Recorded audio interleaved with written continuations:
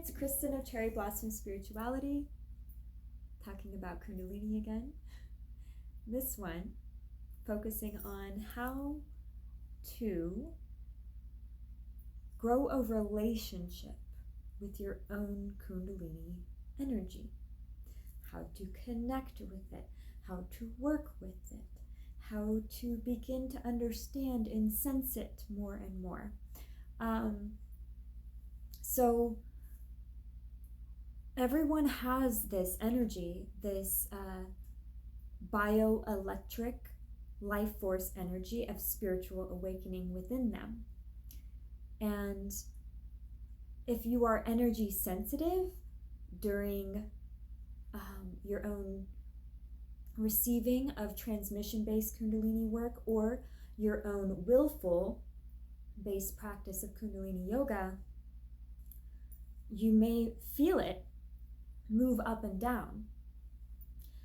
And that's a really gratifying, satisfying experience, because then you're able to tangibly understand it is moving. But if you aren't energy sensitive, or that's just not happening for you at this time, that's okay. There's a lot of divine faith and trust in this. So please keep an open mind that even if you don't feel it physically, tangibly, that it is still responding to you, it is still there, and it's still moving when you do whatever kind of work you're doing with it, okay? There's a little bit of like, what is it called? Suspension of disbelief that you may have to trust on this journey if you can't really feel it or see it, or using any psychic or intuitive senses to know it's there. Wow, if I can speak. But I tell this to my students, and I've got this question a few times, which is why I'm making this video, that the best starting place is to just talk to it. And once you begin to talk to this energy in you, then it knows that you want to work with it. It understands there's a relationship here to build, because it is divinely intelligent. And it'll do its own thing on its own if you don't want to talk to it. You know, a lot of people feel at the mercy of a Kundalini awakening, especially if it's like a fast one, a spontaneous Kundalini awakening, and they haven't been doing spiritual work preparing for it, and it freaks them out, you know, and then they feel at the mercy of it, like it's overpowering them or throwing their lives into this like completely different like reality, different life path. But your higher self is overseeing this whole process. God, Source, Creator is overseeing this whole process, as well as your beings of high vibrational divine light and love. And you are able, with the few options that you have, with different timelines of your free will here, you are able to choose to consciously work with the energy and communicate with it and tell it, hey, I'd like you to speed up. I'd like you to slow down. I'd like to work through this chakra or that chakra. I'd like to work on this issue in my life. I'd like to bring in more of this energy in my life. You can talk to it. And it's, to me, it's not that difficult, because I talk to like my guides all the time. I talk to God all the time. I talk to ascended masters. I'm like constantly praying and in conversation, and a lot of them, they're very responsive and humorous. It's very like it brightens my day, makes my life magical having these communications. And it's taken me a while to understand the physical signs in response, and also grow this telepathic sort of connection with my guides and whatnot. But with the Kundalini energy, you can have that too. It could grow, and you could eventually receive a telepathic response of words or images or something in your mind, a scent, a feeling. It can respond to you through your psychic senses, through your intuition. But it can also respond to you in your physical reality when you talk to it, through how your body feels, through signs, synchronicities, things other people are saying to you, things that come up in your experience on the day-to-day. Because everything happens for a reason. Everything is divinely aligned through resonance, vibrational frequency. So it's there for you for a reason. Everything is, in my opinion. And if you want to work with this Kundalini, talk to it and be open to receive however it may respond to you. And you can also, while you talk to it, if you're a little hesitant, you feel a little like nervous about this stuff, you can ask for protection from like Archangel Michael, Yeshua, whoever it is that you work with, your higher self, God, source, creator. You can ask it move only for your best and highest good.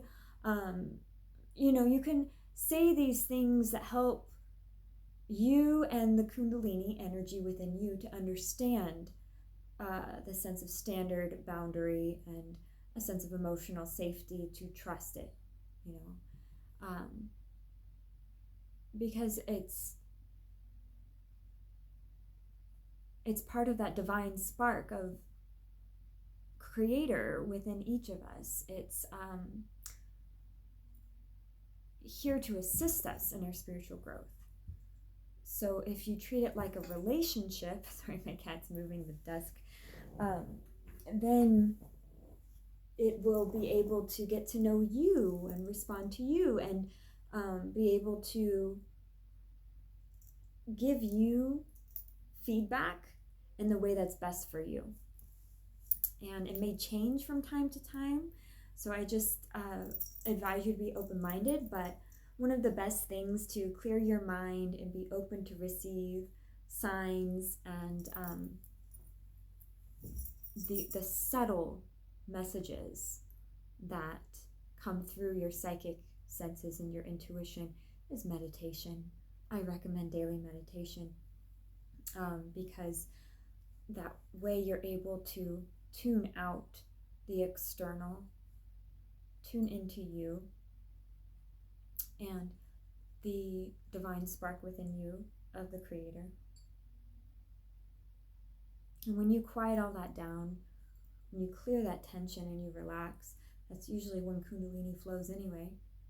And so it's already flowing as you're meditating, and you can talk to it and just work with it daily. And there's a consistent practice.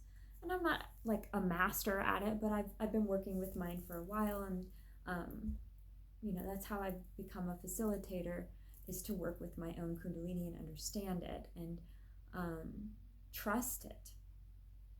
And then connecting with the Kundalini of the earth, the Kundalini of the cosmos, and beginning to work with the Kundalini of like my plants, my cat, always with their permission, of course, which I like to ask, using dowsing rods or a pendulum, or just asking for a sign to connect with my Kundalini with others' Kundalini, and if someone gets a class with me, then obviously they're open to my Kundalini connecting with theirs. But it's a fun thing. I don't want it to be daunting, because it's like little bit at a time builds trust, and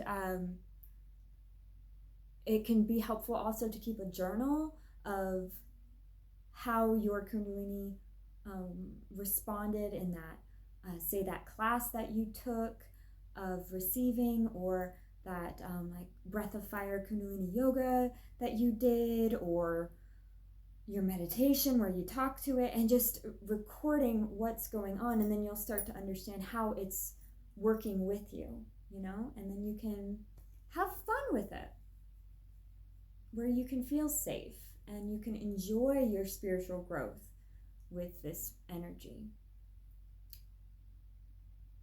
That's just the simplest way I can give you,